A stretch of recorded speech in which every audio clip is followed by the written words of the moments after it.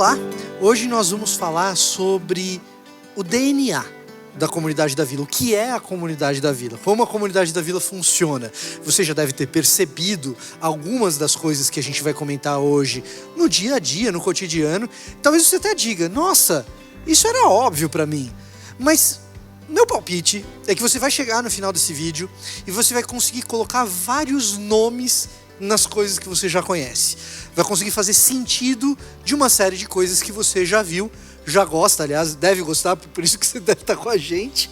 Mas muita coisa vai começar a fazer um pouco mais de sentido e você vai começar a entender os porquês do que você vê já na Comunidade da Vila. Tudo bom, Marcos? Tudo bem.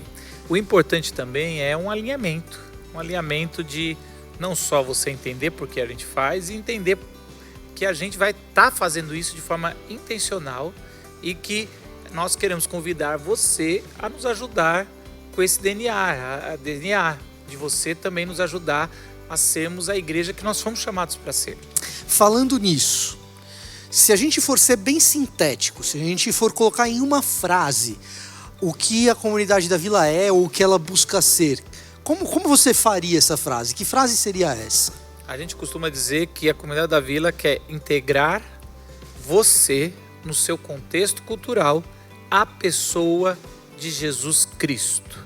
Ou seja, integrar é a palavra-chave que a comunidade quer. E nesses dois polos, a pessoa no seu contexto cultural, urbano, São Paulo, muitas pessoas vêm do interior, vêm de outras cidades, outros estados, e com todo o seu histórico que você está trazendo, sua cultura, e a gente quer que você, cada vez mais, caminhando com a gente, se integre à pessoa de Jesus Cristo, a Deus, o projeto de Deus de imagem e semelhança até que Ele volte. Na prática, como que isso funciona na Comunidade da Vila? Nas atividades que a gente tem, quando você pensa nas programações, nos ministérios, naquilo que a Comunidade da Vila faz, na prática, como que a gente pode identificar essa ideia de integrar o ser humano onde ele está a Jesus Cristo? A gente quer fazer isso e a gente tenta fazer isso de forma simples e contemporânea. Então, eu sempre falo para imaginar um funil, ok? E a nossa ideia é que todos entrem por essa abertura do funil e saia com um passo simples, ou seja, algo mais simples. Então, a nossa igreja não é uma igreja de muitos eventos. Não é uma igreja que você vai encontrar e vai ver eventos de Natal, Páscoa, ou uma igreja que convida muitos preletores, apesar que a gente tem muitos amigos, gente boa, e de vez em quando até pode vir, mas nós não fazemos não vamos fazer congresso, chamar muita gente. Isso não é do nosso DNA. Não é da nossa Isso vai dispersar em vários temas, quando na verdade a gente quer uma coisa. Exatamente. Integrar a pessoa no contexto cultural dela ao Senhor Jesus Cristo, à Trindade, a Deus. Exatamente. Esse é o nosso grande tema, então a gente não se dispersa em outras coisas. Fica com funil. Fica com funil. Então a gente pensa no funil em 3 etapas. A parte maior do funil se chama celebração, culto. E é essa primeira parte que é a porta de entrada da vila.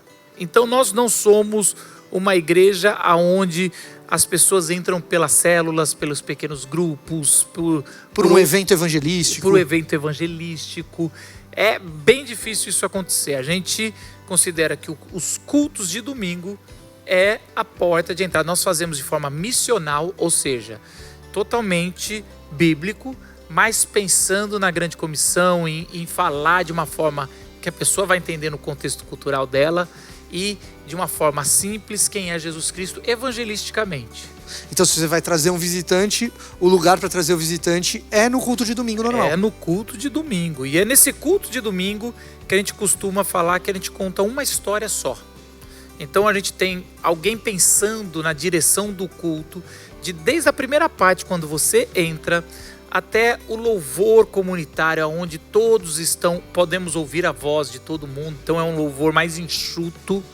E aí a gente tem os recados, a forma com que a gente vai se comunicar, a forma com que a gente vai acolher quem nos visita, a forma com que a gente ainda vai ter aquele momento de café onde as pessoas podem conversar, que podem orar umas pelas outras, e depois a história que a gente vai expor a palavra de Deus, e tudo isso é uma história só que a gente está pensando, para que no final desse culto, no final dessa celebração, Jesus saia como o herói da história. Então, tanto a pregação, quanto o louvor, quanto os elementos da liturgia, a ordem das coisas, a ideia é contar uma história em que Jesus seja o herói no final. Essa é a primeira parte do funil, é a base do funil. Ela é a base do funil, e não se confunda, a gente é descontraído, a gente é humorado muitas vezes, leve, mas isso não quer dizer que a gente não pensou bem no que está fazendo.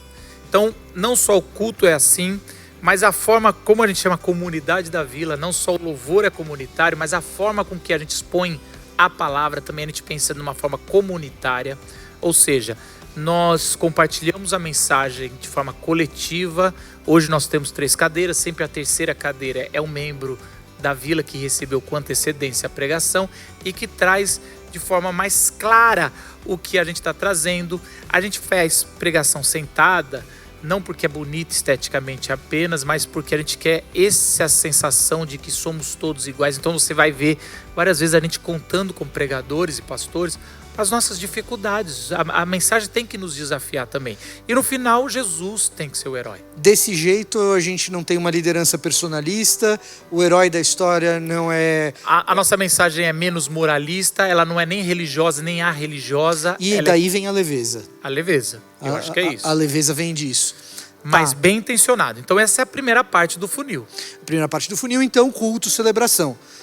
Aí tem mais uma parte aqui embaixo do funil. Isso. A pessoa começa a vir, vem uma vez, vem 2, e começa. Às vezes alguns já na terceira vez já quer fazer uma parte, às vezes demora alguns meses, mas a tendência é que dessa primeira parte do funil ela já cai na segunda parte do funil, que é comunhão, que é relacionamento.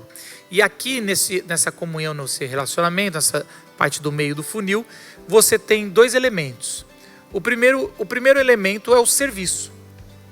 Então a gente tem os ministérios que você não precisa ser membro para poder servir. É muito pelo contrário. Você chega, eu gostaria de me enturmar. A gente tem uma máxima, Fontana, que se você não tiver 5 pessoas com que você possa contar, mandar uma mensagem, orem por mim por isso, que você possa ligar aqui da vila, a vila ainda não se tornou a sua igreja. Mas Marcos, então eu só deveria me tornar membro depois desses 5?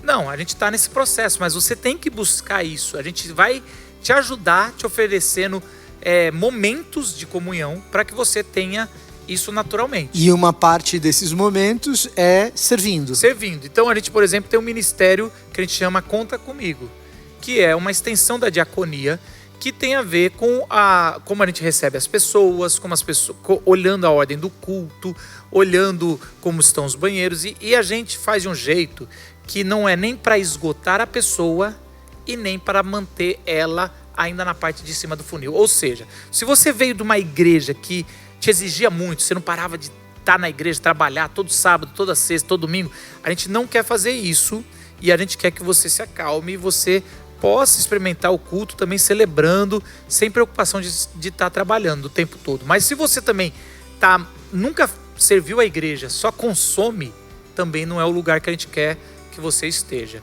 Então a gente tem como princípio em todos os ministérios, não só o Conta Comigo, se você quer trabalhar na transmissão, no café, nos bastidores do departamento de escola bíblica infantil, juvenil, você servir um domingo por mês. Não esgota, mas ali você vai poder aprender a servir e também encontrar muita gente fazendo isso. Comunhão.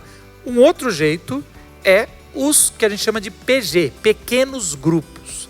Agora, veja bem, Fontana, a gente é uma igreja que vem gente de várias denominações e a gente acolhe muito bem, por isso que a gente tem, aliás, esses encontros para dar uma alinhada no que é o nosso DNA, o que é a nossa igreja, que as pessoas vêm com outras tradições e se quer ser membro tem que alinhar no que a gente acredita como igreja. E tem vários tipos de formatos de pequenos grupos, que chama de célula ou grupos para multiplicação. E não é o nosso caso. No nosso caso, a gente tem um facilitador que não é alguém que vai expor o texto, não vai ter louvores necessariamente.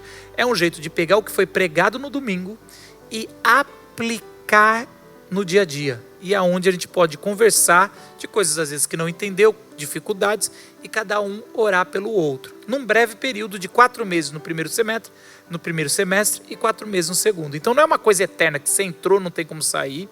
E esses PGs, ele acontecem de 3 formas. Você sabe como?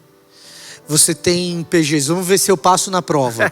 Você tem pequenos grupos que acontecem online. Acertei o primeiro? Esse é online. Então, assim, esse principalmente para quem mora fora ou quem é extremamente ocupado, mas ainda quer ter uma espécie de comunhão, de aplicação. Então, só online.